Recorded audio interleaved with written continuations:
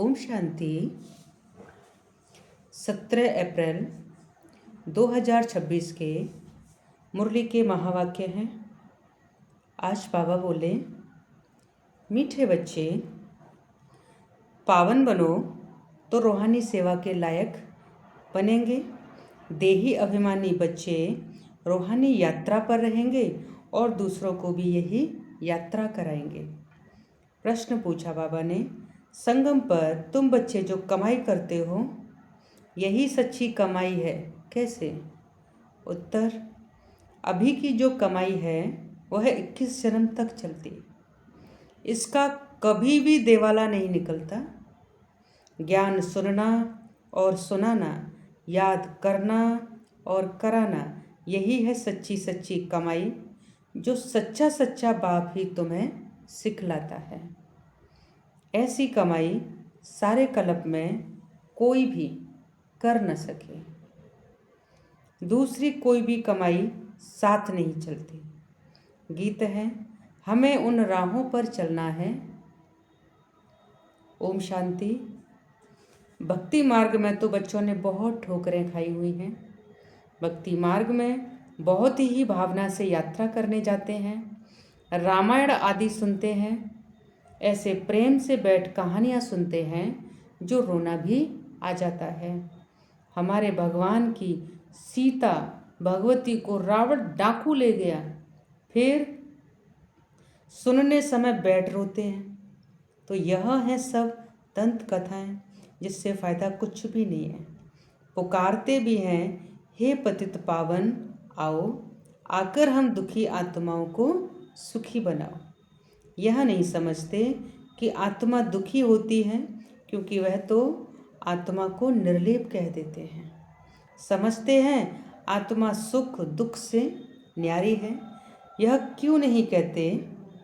क्योंकि समझते हैं परमात्मा सुख दुख से न्यारा है, तो बच्चे फिर सुख दुख में कैसे आएंगे? इन सब बातों को अब बच्चों ने समझा है। इस ज्ञान मार्ग में भी कभी ग्रहचारी बैठती है, कभी कुछ होता है, कभी प्रफुल्लित रहते हैं, कभी मुरझाया हुआ चेहरा रहता है। यह होती है माया से लड़ाई। माया पर ही जीत पानी है। जब बेहोश होते हैं तब संजीवनी बूटी दी जाती है। बाबा बोले, जब बेहोश होते हैं तब संजीवनी बूटी दी जाती है, मन मना भव। भक्ति मार्ग में चहचटा बहुत है। देवताओं की मूर्तियों को कितना श्रृंगारते हैं, सच्चे जेवर पहनाते हैं। वह जेवर तो ठाकुर की प्रॉपर्टी हुई। ठाकुर की प्रॉपर्टी सो पुजारी व ट्रस्टी की हो जाती है। तुम बच्चे जानते हो कि हम चैतन्य में बहुत हीरे जवाहरों से सजे हुए थे। जब देवी देवता थे तो बाबा कहते हैं हीरे जवाहरों से सजे हुए थे। फिर जब पुजारी बनते हैं तो भी बहुत जेवर पहनते हैं। अब कुछ भी नहीं है। चैतन्य रूप में भी पहने, फिर जड़ रूप में भी पहने, अब नो जेवर, बिल्कुल साधारण है। बाप कहते हैं, मैं साधारण तन में आता हूँ, कोई राजाई आदि की ठाट बाट नहीं है। सन्यासियों के भी बहुत ठाट बाट होते हैं। अभी तुम समझ गए हो बरोबर सतयुग में कैसे हम आत्माएं पवित्र थीं। शरीर भी हमारे पवित्र थे। उन्हों का श्रृंगार भी बहुत अच्छा रहता है। कोई खूबसूरत होते हैं तो उनको श्रृंगार का शौक रहता है। तुम भी खूबसूरत थे तो बहुत अच्छे अच्छे जेवर पहनते थे, हीरों के बड़े हार आदि पहनते थे। यहाँ हर चीज़ सांवरी है। देखो, गौएं भी सांवरी होती गईं। बाबा जब श्रीनाथ द्वारे गया था तो बहु अच्छी गौएं थीं, बहुत अच्छी गौएं थीं। श्री कृष्ण की गौएं बहुत अच्छी दिखाते हैं। यहाँ तो देखो, कोई कैसे है, क्योंकि कलयुग है। ऐसी गौएं वहाँ होती नहीं हैं। बाबा कहते हैं ऐसी गौएं वहाँ नहीं होती। तुम बच्चे विश्व के मालिक बनते हो। तुम्हारी सजावट भी वहाँ ऐसी सुंदर रहती है। विचार करो, गौएं तो जरूर होनी चाहिए। वहाँ की गौओं का गोबर भी कैसा होता होगा, कितनी ताकत होती। बाबा बोलते हैं कितनी ताकत होगी। जमीन को खाद चाहिए ना, खाद डाली जाती है तो अच्छा अनाज पैदा होता है। वहाँ सब चीज़ें अच्छी ताकत वाली होती हैं। यहाँ तो कोई चीज़ में ताकत नहीं है। हर एक चीज़ बिल्कुल ही पावरलेस हो गई है। बच्चियाँ सूक्ष्म वतन में जाती थीं, कितने अच्छे अच्छे बड़े फल खाती थीं, सूबी रस आदि पीती थीं। यह सब साक्षात्कार कराते थे। माली वहाँ कैसे फल आदि काट कर देते हैं, सूक्ष्म वतन में तो फल आदि हो न सके। यह साक्षात्कार होता है। वैकुंठ तो फिर भी यहाँ होगा ना। मनुष्य समझते हैं वैकुंठ कोई ऊपर में है, पर बाबा कहता है इसी धरती पर पुनः स्वर्ग होगा। वैकुंठ न सूक्ष्म वतन में न मूल वतन में होता है, यहाँ ही होता है। यहाँ जो बच्चियाँ साक्षात्कार करती हैं वह फिर इन आँखों से देखेंगे। जो ध्यान में देखा वो फिर देखेंगे। जैसी पोजीशन ऐसी सामग्री भी रहती है। राजाओं के महल देखो कैसे अच्छे अच्छे होते हैं। जयपुर में बहुत अच्छे अच्छे महल बने हुए हैं। सिर्फ महल देखने के लिए मनुष्य जाते हैं तो भी टिकट रहती है। खास वह महल देखने के लिए रखते हैं, खुद फिर और महलों में रहते हैं। सो भी अभी कलयुग में यह है ही पतित दुनिया। कोई अपने को पतित समझते थोड़ी है। तुम अभी समझते हो हम तो पतित थे, कोई काम के नहीं थे, फिर हम गोरा बनेंगे। वह दुनिया ही फर्स्ट क्लास होगी। यहाँ भल अमेरिका आदि में फर्स्ट क्लास महल है, परंतु वहाँ की भेंट में यह तो कुछ भी नहीं है, क्योंकि यह तो अल्पकाल का सुख देने वाले हैं। वहाँ तो फर्स्ट क्लास महल होते हैं, फर्स्ट क्लास गौएं होती हैं, वहाँ ग्वाले भी होते हैं। श्री कृष्ण को ग्वाला कहते हैं ना। यहाँ जो गौओं को संभालने वाले हैं वह कहते हैं हम गुजर यानी ग्वाले हैं, श्री कृष्ण की वंशावली हैं। वास्तव में श्री कृष्ण के वंशावली नहीं कहेंगे, श्री कृष्ण की राजधानी के कहेंगे। साहूकारों के पास गौएं होंगी तो गुजर संभालने वाले भी होंगे। यह गुजर नाम सतयुग का है। कल की बात है। कल हम आदि सनातन देवी देवता धर्म के थे, फिर पतित बने तो अपने को हिंदू कहला देते हैं। पूछो तुम आदि सनातन देवी देवता धर्म के हो व हिंदू धर्म के हो। आजकल सब हिंदू लिख देते हैं। हिंदू धर्म किसने स्थापन किया, देवी देवता धर्म किसने स्थापन किया, यह भी कोई नहीं जानते। बाबा यह प्रश्न पूछते हैं, बताओ आदि सनातन देवी देवता धर्म किसने स्थापन किया। शिव बाबा ब्रह्मा द्वारा कर रहे हैं। राम व शिव बाबा की श्रीमत पर आदि सनातन देवी देवता धर्म स्थापन हुआ। फिर रावण राज्य होता है, विकारों में जाते हैं, भक्ति मार्ग शुरू हो जाता है, तब हिंदू कहलाने लगते हैं। अभी अपने को कोई देवता कह न सके। रावण ने विशिष्ट बनाया, बाप आकर वाइसलेस बनाते हैं। तुम ईश्वरी मत से देवता बनते हो, बाप ही आकर तुम ब्राह्मणों को देवता बनाते हैं। सीढ़ी कैसे उतरते हैं यह तुम बच्चों की बुद्धि में नंबरवार बैठता है। तुम जानते हो और सभी मनुष्य आश्रय मत पर चल रहे हैं और तुम ईश्वरीय मत पर चल रहे हो। रावण की मत से सीढ़ी उतरते आए हो।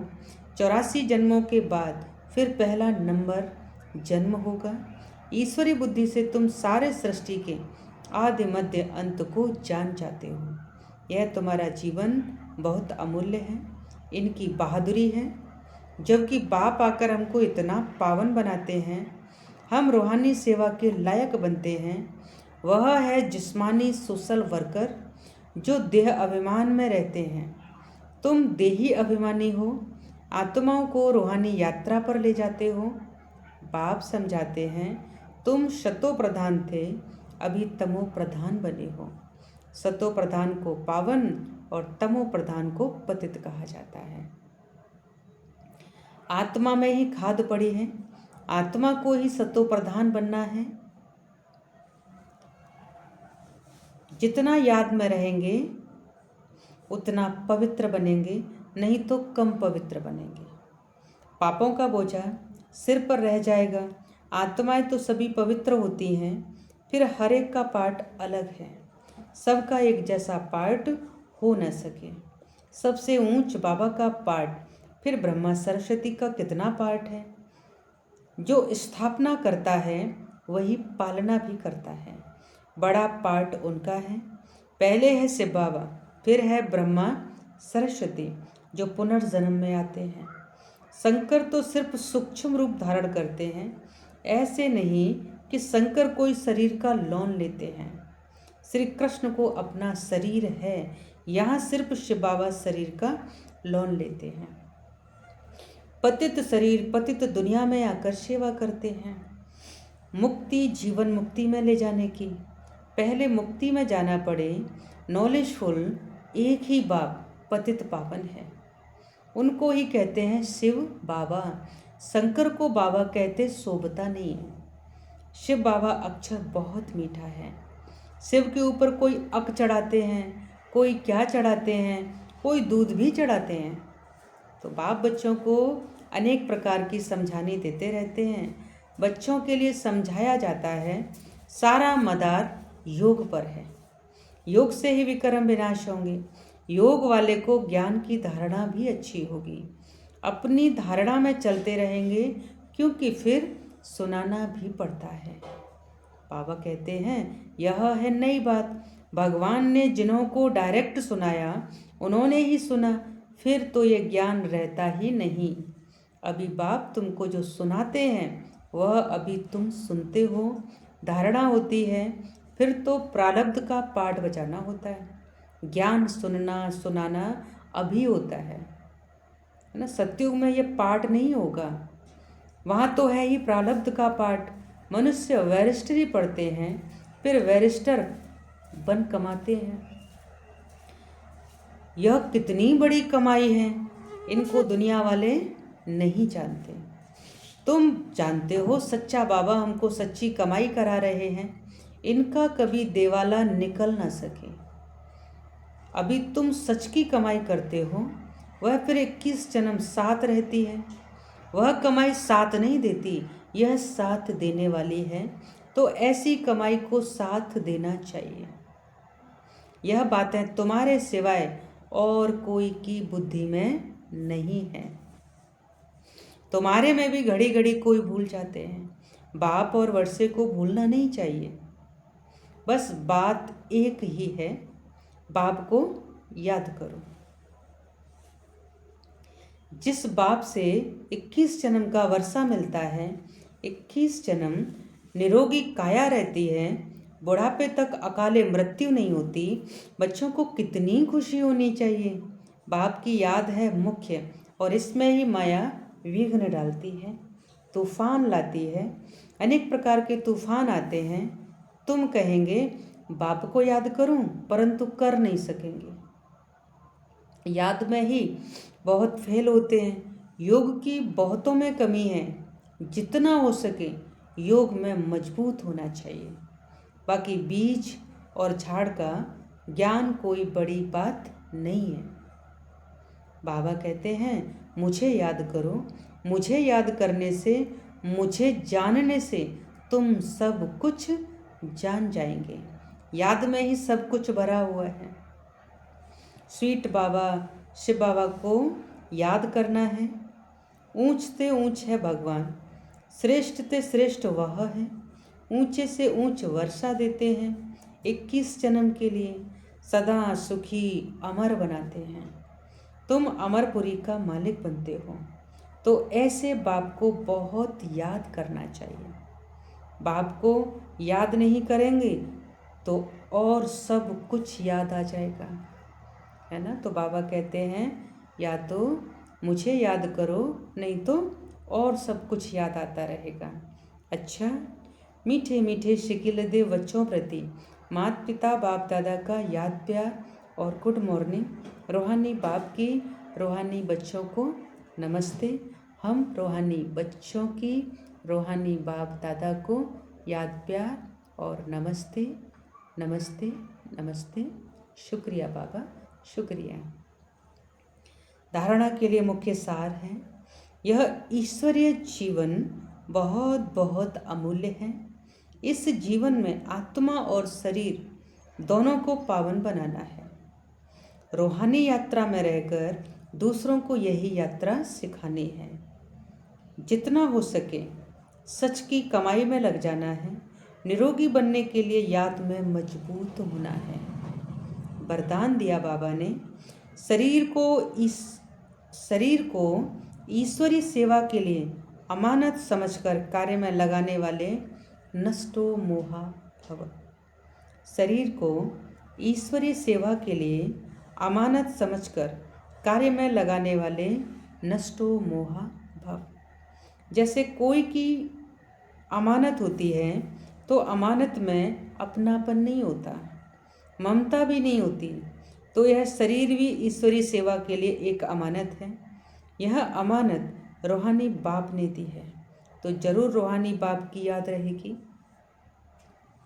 अमानत समझने से रूहानियत आएगी।